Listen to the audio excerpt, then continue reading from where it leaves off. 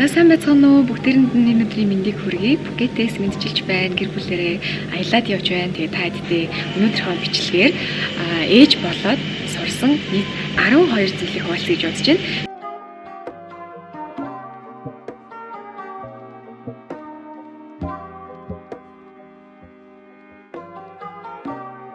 Энэхүү 12 зүйл нь болохоор миний жирэмсэн байх хугацаанд 9 сар хүүхдэд тэгээд төрүүлээд одоо манай охин 4 сар хүрэх гэж байна. Тэгээд за бараг л нийт жил гарны хугацаанд тийм ээ. Та бүхэндээ сурсан аюул чухал зүйлсүүдээ хуваалцъя гэж бодлоо. За юун түрүүнд хэлмээр байгаа зүйл нь юу вэ гэхээр жирэмсэн болоод миний хувьд бол тий амар их айдас төрж эхэлчихсэн байхгүй ингээд догтлын үед даваа туусны дараа ингээд яана одоо яах ёстой болоо юу идэх ёстой болоо гэл тий тэгэл ээж басны дараа ч гэсэн маш их зүйл ингээд сурах хэрэгтэй болол айгүй хэцүү байсан. Тэгээ энэ бүгдийг яг одоо нэг 3 сарны дараа нэг овоо нэг тийм clear ингээ харж чаддаг болж ирсний дараа яг юу гэж утсан бэ гэхээр бити сандар бүх зүйлийг яг тайвнаар шийд бүх зүйлийг одоо нөгөө take it slow те ингээд жоохноор яг тухайн үед нь чаленжууд гарч ирэхэд нь шийдээд яв. Тэр чаленжууд дээр нь тусалцаануудаа аваад явхад болно. Тэгээ хүний бие чинь яг ингээд суралцдаг юм байлээ. Go by the flow, take it slow тийм ээ. Яг тэр зүйлүүдийг таадтай хэлмээр байсан. За миний хоёр сурсан чухал зүйл юу вэ гэхээр би олон газар хяналтанд явсан байгаа. Тэгээд одоо жишээ нь би хувийн эмнэлэг дээр хяналтанд явсан 3 гал дээр за тэгээд улс дээр их телхс дээр хяналтанд явсан. За тэгээд өрхийн эмнэлэг дээр бас хаяа хяналтанд очиж үзүүлэх шаардлага гардаг байсан. За эдрээс би яагаад одоо чухал гэж үзсэн бэ гэхээр манай ээж маань ер нь анх зүйлсэн л дөө нэг эмчт бити найдаа эмчнэр чинь ингээд өөр салбараар мэргэжсэн байдаг. Бүгд ингээд яг хяналтанд үздэг тийм ээ жирэмсэн эмэгтэй хяналтанд үзэж байгаа ч гэсэн зарим нь эмэгтэйчүүдээр илүү дагнасан ч юм уу, зарим нь одоо гажиг дээрээ ч юм уу, зарим нь яг зүрх дээрээ ч юм уу, тэгээ зарим нь яг тархин дээрээ ч юм уу гэд янз бүр байдаг. Тэгэхээр нэг эмч дээрээ найдчихаар тэр эмч чинь яг харж чадхаал хараад муу гэж байгаа юм шүү дээ. Яг харж чадхаал хамгийн санаараа хараад зарим юмаа одоо месс хийсэн байх тохиол байд юм бэлээ. Тэгэхээр өөр эмчтэр очиж үзүүлэнгууд шал өөрөөр хардаг. Яг олон харах үнцэг хэрэгтэй байд юм бэлээ шүү. Тэр олон газар хяналтанд явахын давуу тал нь тэр. Тэгээд бас нэг зүйл хэлэхэд би нөгөө ковидтэй үед яг жирэмсэн болоод ингэжсэн болохоор хяналтанд олон газар давхар явснараа яг одоо 3 гал дээр би хяналтанд явж байгаад надад ерөөсөө тийм хяналтын карт марк гэж юм өгөөгүй. Тэгээд би бүр нэлээд олон сар хяналтанд явсны дараанаас надад за ингээд хяналтын карт чинь шүү гэж нээж өгчсэн байхгүй. Тэгээд би тухайн үедээ гайхаад хүй надад энийг өмнө өгөөгүй шүү дээ. Ягаад одоо өгч юм бол гэсэн чинь бид нар яг ингээд яг төрүүлэх хүмүүстэй бараг бүгдэг ухааны надад хэлсэн байхгүй. Тэгэхээр энэ бас дараа нь би нэг жирэмсэн ээжүүдийн группт байхад тэр газар хяналтанд авахгүй, энэ газар хяналтанд авахгүй, оройд ч ирсэн одоо хэд том болсон ч юм уу тийм юмнууд хэлээдсэн. Тэгэхээр та хэд маань яг төрөх газараа яг найдалгүйгээр олон газар хяналтанд явж агаад олон газар очиж үзүүлдэг байж агаад хяналтанд ороод тэгээд тэр дундаасаа төрөх газараа яг сонгосон арай илүү баталгаатай байдаг юм шиг санагдсан шүү. Гуравт хэлмээр байгаа нь юу вэ гэхээр хувийн эмнэлэг гэхээрээ л сайн гэсэн үг биш. Энийг айгүй олон хүмүүс буруу ойлгох юм лээ. Би ч тэгж боддог байсан. Хувийн эмнэлэг гэхээрээ миний хувьд бол зүгээр л илүү өндөр төлбөртэй. Тэрнгээр нь юу ирдэг вэ гэхээр зүгээр л бараг 5 тухлал ирдэг юм шиг санагдсан.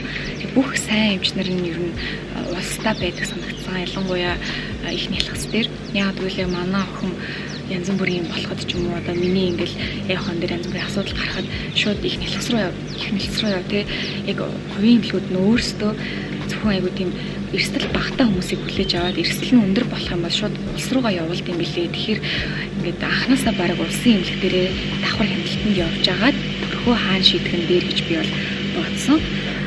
Би болохоор хамгийн анх одоо хамгийн өндөр төлбөртэй интермедийг сайн байх гэж бодоод интермед дээр хяналтанд орсон. Даанч хяналтанд орохыг үзсэн.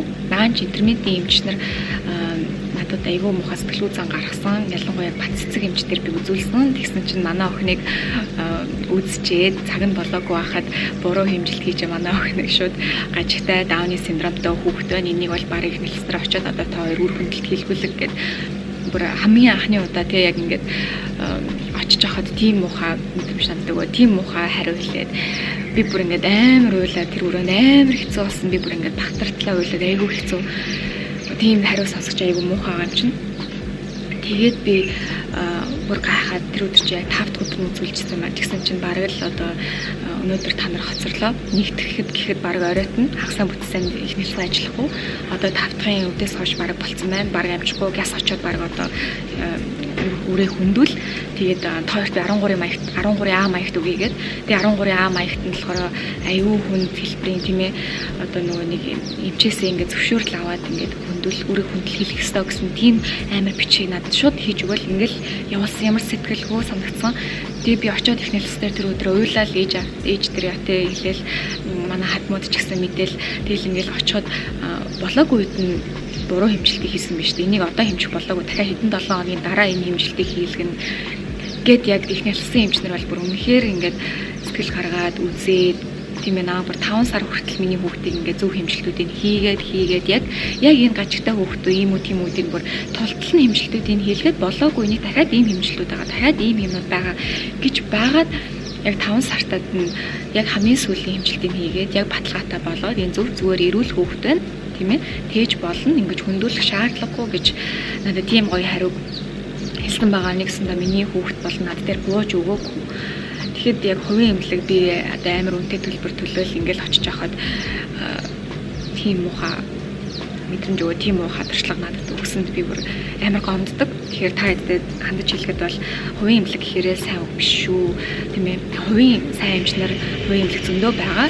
Гэхдээ бид нар яадаг вэ гэхээр чадахгүй болоод ирээд өөрсдийнх нь мэдлээс хэтрээд ирэнгууд шууд ус руугаа явуулгаа. Тэгэхээр улсын эмнэлгийг голж болохгүй улсын эмнэлэгт хамгийн л бараг супрууд байгаа шүү гэж хэлмээр байна. За миний дөрөвт сурсан чухал зүйл юу вэ гэхээр жирэмсэн байхтай хүн хамгийн завтай гэдэг юм билээ шүү. Яг би болохоор нөгөө төрсний дараа ч юм уу илүү ингээл цаг зав гарна ах гэж бодож ирсэн. Яг үл нөгөө зарим ээжүүд манай хүүхд унтаал гэдэг би өдөржингөө хийх юмгүй гэд нэг ээжээс би сонссон байхгүй. Тэгээд би за бараг хүүхд унтаад байхаар амар завтай гэдэг гэж бодсон чинь нөө тэрэн шиг худлаа юм байхгүй шүү. Би тэгээд жирэмсэн байхтай хүн ингээл бас гидсэндээ түртэл ядраал яваад идэв штэ. Тэгэл жоох юм ичгүүд ядарчдаг. Тэг өөрийгөө амар завгүй ядарсан гэж боддог. Яг үүндээ жирэмсэн байхтай хүн хамгийн завтай гэдэг юм лээ. Төрсний дараа тэрнээс илүү завгүй болно гэж бодоорой. За тавт хэлмээр байгаа юм юу вэ гэхээр олон ээжүүдтэй яриад олон туршлага судлаад олон юм сонсох бол надад миний хувьд л айгүй overwhelming буюу бүр айгүй их тийм хүн санагдчихсан юм тийм ээ. Би ингээд өөрөөрөө ингээд туулж ахтлаадтай амар хэцүү байхад нэмэл чи тэгэрээ ингээрээ текстэ шүү гэл ээжүүд маань бас яг сайн сэтгэлийн л зүгээс ахалтаа тэгтээ ингээд асуугаагүй байхад айгүй зөвлөгөө хэлж орж ирд юм бэлээ. Тэр нь надад нэгсэнд айгүй дарамттай санагдчихсан. Тэгээ би бол миний хувьд ч юм энэ бол миний хувьд та яг ямар ахыг мэдгүй зарим хүмүүс бол олон хүнээс зөвлөгөө туршлага солилцоо явах нь бас айдсыг багсдаг ч байж магадгүй. Миний хувьд болохоор би өөрөө интернетээр судлаад тийм ээ баг ганц зөвлөгөө авахыг хүссэн хүн бол ээж маань л байсан. Ээжтэйгээ л ярилцаад явхад надад ээж маань тийм ээ намайг бүхэлдэн өсгөөд хүн болгоцсон хүмүүнээс зөвлөгөө авахд бол надад бүр хангалттай байсан байхгүй. Тэгээ манай дүү гэдэг тийм ингээ 2-2 эмэгтэй хүнийг ингээд босгоод хүмүүжүүлээд бойжуулсан эмэгтэй хүнээс зөвлөгөө авахд надад хангалттай байсан. Тэгэхээр та хэд манаас тэрэн дээр бодолцоорой тийм ээ. Тэгээд яг өөр ээжүүд ч юм өөр эмэгтэй хүмүүс байгаа бол бас заавалж үнгэлж. Тэгэхээр ингээд яста тэр юм аш шүү гэдэг ингээд яриад ах зарим хүнд нь таатай зарим хүнд нь бас таагүй бах мэдрэмж төрүүлдэг юм байлээ. За миний 6-д сурсан хамгийн чухал зүйл юу вэ гэхээр нөхөртөөгөө төрөх сургалтанд суучаад ер нь айгүй илүүдэхгүй айгүй үр дүнтэй юм байлээ. Тэгээ бид хоёр болохоор 4 цагийн сургалтанд суужсан байхгүй юу. Тэгээ тэрэнд болохоор яг яаж одоо төрөх үү тээдүүлэх дасгалууд ч байна. Ажлын дасгалууд зааж өгөөд. За тэгээ төрсний дараах одоо нэраа биетэй нэлэх биетэй байгаа нэраа хүүхэд болон нэлэх биетэй байгаа үедээ яах вэ? Нөхрүүд нь яаж харьцах хэвээр вэ? Эхнэрүүд нь яах хэвээр гэдэг айгүй гоё тийм хосын харилцааны талаар ч гэсэн зөвлөгөө өгч ирсэн. Тэгэхээр ер нь нэг тийм сургалтанд суучгаад илүүдэхгүй яагаад гэвэл би одоо нөхөртөө чи намайг харилсангүй чи надад ингэж дэмжих ёстой гэд ингээд хэлээд тахаас илүү өөр нэг хүн ялангуяа бүр эмч мэрэгчлээ багш хүн одоо нэлэх биетэй эмэгтэй хүнтэй нэлэх биетэй эмэгтэй хүн сэтгэл санаа айгүй докторгүй байдаг нөхрүүд нь хайрлах хэрэгтэй ингэх хэрэгтэй гэд хэлчихэр нэг нөхрүүд ингээд шал өөр хүнээс сонсохоор илүү сайн хүлээж авдаг юм даа гэж бодсон. Тэгэхээр тэр айгүй өртөд юм байлээ шүү. Тэгээ миний хувьд болохоор яг нөгөө юу зааж өгсөн байхгүй юу? Төрөх амьсгалын дасгалууд айгүй сайн зааж өгсөн. Тэгээ би тухайн үедээ яг хийж сураагүй зүгээр л энэ айгу чухал юм байна гэдгийг ойлгоцгаа. Тэгвэл багш бүр ингээд амар чухалчлаа л хэлээдсэн байхгүй. Зүгээр л амьсгалын дасгал гэдэг. Тэгээ тэрийг дараа нь YouTube-ээр үзээд илүү сайн сурсан байгаа. Тэгэхээр энийг та бүхэн маань өртөгөр нэг сууж үзээрэй. За тэгээд доглоод хэлмээр байгаа сурсан зүйл маань юу вэ гэхээр хүн бүрийн төрсөн түүх өөр ондоо байдаг. Хоорондоо адилгүй. Манай зарим найзууд төрөх баг амар гоё гэж байгаа байхгүй тий. Баг надад таалагдсан ухааны юм яриад айгүй амархан. Ингээл хэд түлхэд л ингээл гараад ирсэн. Би төрөх орон дээр 10 минут болсон ч юм уу. Зарим нь болохоор өстой хэцүү байсан тий. Би бүр ингээл баг 20 хэдэн цаг 30 хэдэн цаг өвдсөн. За дараа нь би өстой орон дээр тийм ээ дүлж чадахгүй ингээд баг орон дээр яг өөрөөрөө төрөх байгаа дүлж байгаа чадахгүй болоод хүүхдэн бүтэх гээд кисрээр төрж байгаа юм битээчүүд хүртэл байгаа. Тэгэхээр яг нөгөө төрөх гэдэг чинь тийм ээ ер нь бол үхэл хагцал тийм ээ амьдралын яг тэр заал дээр байдаг бүр үнэхээр чухал зүйл хгүй. Тэгэхээр тэрийг та бүхэн маань хин нэгнийхтэй өөрийгөө адилхан байна гэж бодоод хэрэггүй юм байлээ. Харин яах ёстой вэ гэхээр амьсгалын дасгал сурцсан байхад маш чухал. Яг бол амьсгалын дасгал та хэцүү төрнөө тийм ээ эсвэл амархан төрнөө гэдгээс шалтгааллахгүйгээр яг хүн болгон төрөх уншилт ирнэ. Тэр уншилт тэр өвдөлтийг та бүхэн маань зөв даван туулахад төрөх амьсгалын дасгал аюул сайн тусалт юм бэлээ. Тэгэхээр яг амьсгалын дасгалыг сайн хийж сураарай. Би яг YouTube-ээр сурж байхдаа ямар сони юм хийгээд нэгээд янз бүрээр амьсгалуулаад тэгэл сони юм хийгээд харин би энэ одоо тийм л амар тусалдаг юм хата гэж бодоодсэн чи яг өвдөлт ирэх үед би тэр амьсгалын даслыг хийхэд миний өвдөлтийг одоо ингээл өвдөлт ирж байхад би ингээл айгүй гоё даван туулахад тусалсан шүү. Тэгэхээр амьсгалын дасгалыг бол бүр үнэхээр бүр ингээд шүтсэн байгаа. Тэгэхээр тэрийг хийж сураарай. За 8-т нь болохоор одоо төрсний дараа би төрчүүд шууд өр минь хүүхэд минь ээж боллоо гэж. Ерөөсөө тийм юм мэдрээгүй. Би бүр ингээд амар эвгүй байсан нэг юм дүүгээ хараад байгаа ч юм шиг. Бараг ээж төрсөн юм шиг. Ээж амар тусалж байсан гэл нэралхад, хуурайлахад тийм уснасанд оруулахад бараг л ээжийн хүүхэд юм шиг. Тэгэл би нэг дүүгээ хараад байгаа юм шиг. Манай нөхөр болохоор миний дүүг харж өгөхөд туслаад байгаа юм шиг. Бүр амар сонио. Тэгээ би ч юм бүр ингээд ганцаараа байхдаа санамсаргүй анигийн дүү гэж дуудаж муудаад бүр баларч өгсөн байхгүй. Тэгээ би яана би ингээд хүүхдтэйгээ бонд хийж чадахгүй байх гэж бодоодсэн чинь сарын дараанаас 2 сарын дараанаас яг илүү дасч ирээд манай нөхөр ч гэсэн яг аав мэдрэмж аваад би ч гэсэн арай ээж мэдрэмж аваад тэгэж ирж исэн. Тэгэхээр над шиг ээжүүд аваад бити санаа зовоорой. Тэр ээж одоо тий хүүхдийн тэр нэгэн холбоо бонд бас зарим ээжүүдэд төрөөл шууд мэдрэгддэг бол заримд нь бас хугацаа шаарддаг юм элэ. Тэгэхээр санаа зовлтгүй шүү. Энэ бүр яг цаанаасаа яг цаг хугацаанд ирэхээр болдсон бэлээ гэж хэлмээр байна. Энд гутраад ах ямар ч шаардлага байхгүй. Тиймэр байгаа юм болохоор би ээж болоод амар хэцүү байсан бүр ингээ 2 цаг тутамд хөхүүлэн би чинь төрөх гэж амар ядарч байгаа штэ. Тэгээ төрөөд амар ядарч байгаа. Тэгээ би хүүхдээ гаргачаа за одоо л нэг сайхан унтаж амраа даа гэж бодсон чинь юу бүр төрчөөд амар ядраад ахад унтаж чадахгүй 2 цагаар хөхүүлээд ахаар бүр би за ингээл дуусна юм байна. Ингээл би тавьж хэзээ ч унтахгүй юм байна. Ингээл миний амьдрал бараг л ингээл сүрч байгаа мэн гэж би бодож ирсэн. Тэгэл бүр ингээл юу яхаа мэдгүй амар хэцүүсэн. Ямар азар ээж маань надад туслаад ээж маань хүүхдээ минь авч унтуулдаг байв тий. Тэр бүгд айгүйх надад тусалцаа болж исэн. Тэгээд би бүр заримдаа ингээ өглөө хосоо нүрээ угаснаад санахгүй, шүтээ угаснаад санахгүй нэг аяг усуундаа гэж бодсоор адил усуугаа ууж чадахгүй. За нэг бийцсэндаа гэж бодсоор адил бийцсэж чадахгүй. Өдөр хоног өнгөрөөд бүр тийм амар байсан. Тэгэл би за ингээл дууслаа гэж бодож исэн. Тэгээд одоо нэг 3 сар хагастай эргээд харахад та нарт юу гэж хэлмээр байна гэхээр шинэхэн ээжүүд маань яг л ийм юм туулна. Гэхдээ санаа зовлтгүй энэ бол үүр дүржлэх хугацаа биш, маш хоромхон зургийн ийм хугацаа гэдэм билээ. Тэгээд их хүний бие цаанаасаа суралцаж ирдэм билээ шүү. Тэгэхээр энэ дээр та бүхэн маань өөртөө цаг хугацаа л олгоорой. Ингээл өдөр хоног 7 хоногор өнгөрчийдэл та нар өөрсдөө дасан зохицоод тэгээд өөрсдөө суралцаад тэгээд би чинь бас одоо энэ бүх ачааллыг дааж ирж чаддсан бэлээ. Тэгэхээр хүний бие гэж агуу, эмэгтэй хүний бие гэж агуу гэж энэ дээр л идэм билээ шүү. Одоо миний 10-т хэлмээр байгаа юм юу вэ гэхээр та бүхэн маань яраа хүүхдтэй төрөхөөс өмнө бас хэд их хувцаагаа дэмий юм билээ шүү. Яг баг зэргийн магаад бэлтжиж болно. Бүр ингээл амар тийм ээ 10 ширхэг өмөд 10 ширхэг боди модыг л хэрэггүй билээ. Ялангуяа дээр үед чинь нөгөө нэг памперс хэрэглэхгүй баасыг хусаад идэх болохоор юмнууд нь амар заваардаг байсан шүү дээ. Одоо болохоор манай хүүхд ингээл баг памперсандаа л явал хувцас нэг заваарахгүй баг 2-3 удаа өмсүүлэхэд нэг тийм асуудал байдгүй юм билээ. Тэгээд би явж их хувцсанд багтсан байхгүй. Тэгэхээр нэраа хүүхдэд баг юм авч байгаарай. Тэгээд төрснийхаа дараа хэрэгтэй юмнуудыг тухайн үед нь ингээд аваад явах нэг зөв юм билээ. За тэгээд нэраа хүүхдтэй нялх биетэй эмэгтэй хүн бэлэг өгч байгаа бол та бүхэн маань хувцас аваад тэмээ юм билээ дахиад багтчихдаг. Тэгээд ээж аав нь өөрөө тэр хүүхдтэй хувцас сонгож авах айгуу дуртай юм билээ. Ягаад гэвэл зарим хүүхдийн арьсан айгуу эмзэг байдаг болохоор яг нөгөө нэг өөртөө тохирсон материалыг ингээд жоохон ялгарч өмсдөг. Манай охин тийм байхгүй юу? Амар эмзэг арьстай болохоор хэр харгийн боди өмсчиж болдгоо амар гой бичигтэй тий. Mama loves me, I love mama, I love daddy мадий гэж тэгч мэгцэн ч юм уу. Эсвэл одоо эмээ өвөгийн хөргөн гүнж мүнж гэл юм бичигтэй Монгол боди модинд өмсөх гэснээр амар нэрсэн ингээд юу эмзэглээд тэгэхээр бит гоё охиндоо ингээд өөрөөсөө үзэж харж иж юм авдаг болохоор хүн юм бэлгэлэхээр ингээд авч хэцүү авахгүй авч хэцүү айгүй хэцүү байдаг. Тэгэхээр та хэд манаас тэрийг бодолж үзээд хүнд бэлэг өгч байгаа бол яг зайлшгүй хэрэглэдэг хүүхдийн нэраа хүүхдийн нойтон салфетик, памперс тийм ээ одоо нэраа хүүхдийн хэрэглэдэг одоо найруулдаг сүүч юм уу их тийм юмнуудыг бэлдээд өгсөн дээр юм билээ шүү. Бараг ой гарсны дараа иддэг бэлтгэлийн ч юм уу ирээдүйд хэрэглэх байсан ч хамаагүй тийм юм өгчвөл хамаагүй л үр дүнтэй байлээ гэж би бодсон.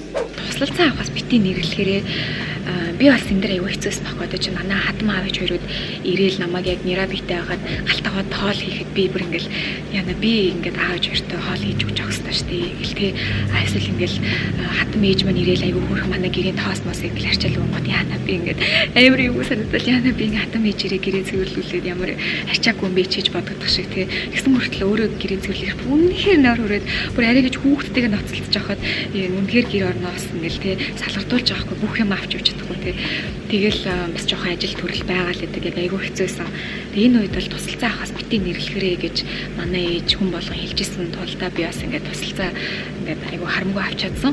Тэгээд одоо наазах нь манай хүүхдийг за ингээл амарлаг хооллол унтуулаад тий гэр орон цэвэрлээд ингэдэг маа гэхэд зүгээр л салхинд аваад нэг цаг ч юм уу тий гадаа ингээд байхад би яаж ийнө гэхээр би нэг сайхан дуг хийгээд авч ийн. Эсвэл зүгээр л гой усан дараад авч байгаа хгүй юу. Эсвэл зүгээр л гой тааваараа бицсаад авч байгаа хгүй юу. Тэгэхэд л бүр амар гой мэдрэмж авч ирсэн. Би бүр төрсөөсөө хойш тааваараа усан дарч чадахгүй. Усан дор болохондоо бүр ингэ яарч усан дороод тэгээд яг нэг өдөр манай хатам ээж аваад гарахад би бүр ингээд усан дороод бүр ингээд усан дорох юм гоё лөө гэж бодож ирсэн. Тэр энэ дээр хүртэл ингээд айгуу гоё мэдрэмж өгд юм билээ. Тэгэхээр тусалцаа авахаас битгий нэрлэхэрээ эмэгтэйчүүдээ охтуудаа ээжүүдээ. За ингээд хамгийн сүүлд би 12-т хэлмээр байгаа минь юу вэ гэхээр ээж аз жаргалтай байх нь тухайн гэр бүлийн аз жаргалтай байхын үндэс болдог юм байлээ. Тэрийг одоо би яг өөрийнхөө биеэр туулаад мэдрэл явж байна л та.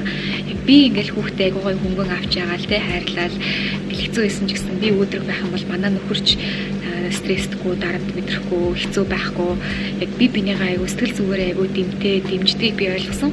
Одоо хүүхд унтахгүй уйлахад би ингээл унтахгүй юм гэхэл ууралчих юм бол манай нөхөр шууд ингээл хэцүү дарамт мэдэрч байгаа байхгүй тий. Тэгэхгүй би зүгээр одоо ингэж байгаа гайгүй зүгээрл чинь хаад явах манай нөхөр ч гэсэн цаа одоо тэгвэл ингээл яг нөгөө би бинийгаа одоо сайхан үгээр дэмжээд би бинийгаа сайхан сэтгэл зүгээр дэмжээд яг тэр одоо би биендээ гой зүйл авч яваа гой мөнгө төгрөг өгөөл гой юм бодолдож авч өгөөл тэгж сэтгэл зүгээр дэмжихээс илүү яг өөртөө сэтгэл зүг ажралтай тайван амар амгалан байлгаснараа нөгөө хүний гавс дэмждэм болов гэж бодсон. Одоо манай нөхөр ч гэсэн тайван байгаад миний хажууд амар амгалан байхад тэр нь намайг дэмждэг гэх юм уу те. Тэгэхээр одоо ээж хүн сэтгэл зүгээрээ тайван байх номер 1 хамгийн чухал юм билэ.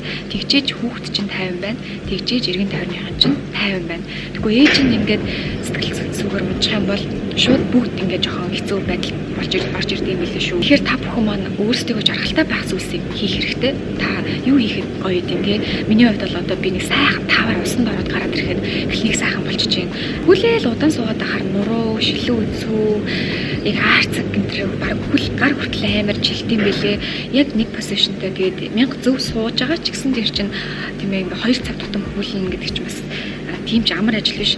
Тэгэхээр 7 хоногт нэг удаа өөрийгөө тритлээд массажнд орчорой, тийм ээ ордог байгаарай. Бүр ингээд хичээгээд тийм ээ хин нэг ингээд охиноо унтсан бахтан гэс гүйж ороод ч юм уу. За эсвэл одоо нөхрүүд нь эхнэрүүдийг ойлгоод 7 хоногт нэг удаа бүтэн биеийн барайнд оруулцдаг байгаарай гэж бүр хэлмээр байна. Тэгээд яг өөртөө бүр ингээд цаг гаргах өмнө бол бидний хүсэл байсан бол ээж болсон дараа өөртөө цаг гаргах бол бидний бүр хичээл зүтгэл байх хэрэгтэй юм билээ. Бүр хичээж өөртөө цаг гаргах тийм үү. Зүгээр нэг за өөртөө цаг гаргамаар байна биш.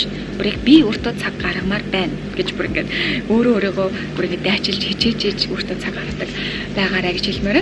За тэгээд тайд маань ингээд хэцүү байна ойлгож байна. Надад одоо ч гэсэн хэцүү байдаг тийм ээ. Гэтэ улам л ингээд би чинь тасч ирээд хүүхд чинь ч гэсэн тасч ирээд хүүхд чинь ч гэсэн нэг овоо рутинд орж ирээд арай л нэг юм одоо яах их эвдүүгээ олж ирдэг учраас бүгдээрээ тэсээд алтан гараараа гэж хэлмээрээ ээж болохын нэг том юм нь маш том тэсвэр төвчээр юм байна. Тэгээд тэр яг таны туулж байгаа би ч гэсэн туулж байгаа миний туулж байгааг яг та нар ч гэсэн туулж байгаас ирээдүйд туулах тийм л юм бэлээ. Тэгэхээр бүгдээрээ хамтдаа шүү тийм ээ. Тэгэхээр нэг нэгнийгээ гоё дэмжицгээе. Тэгээд нэг нэгэндээ гоё хайр илгээе, дэмжлэг илгээе. Тэгээд бүгдээрэнд нь амжилт хүсье. Дараагийн бичлэгээр уулзлаа. Түр баяр таа.